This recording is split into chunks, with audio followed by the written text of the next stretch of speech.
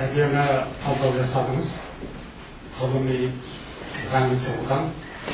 Ал шай алып отырыңыздар. осындай дастарханы қазақ халқына, қазақ ұлтына, қазақ жастарына, қазақтың келешегіне жасалып отырған қастандыққа байланысты, қастандық деп ұзатамыз.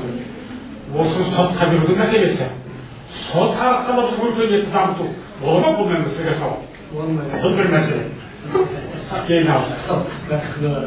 Енді тағы бір Сәкен ағамыз сөзінің бәрін масаласын айтып қалып, осы алғашқы егеменді жариялағаннан кейінгі конституцияның біз қазақша нұсқасын, қазақша жобасын дайындадық.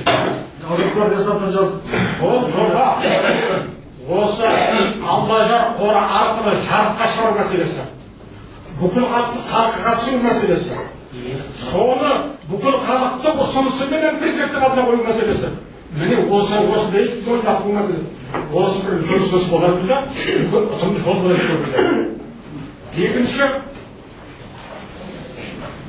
шын мәнінде біз өзі бір саяси, сорақы саясидің кесірінен барлық құндылығымыздан айырып болдық. Енді қалған болар болмас, ізінен айырылып қалатын жағдайға келдік.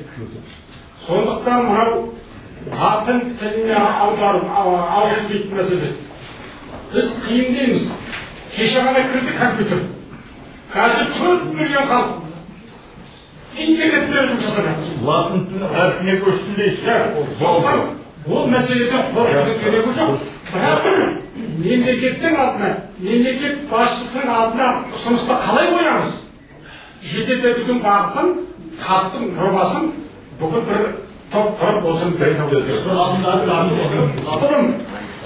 Осы күймен жалғастыра бере ме? Болмаса өзгеріс түсе ме?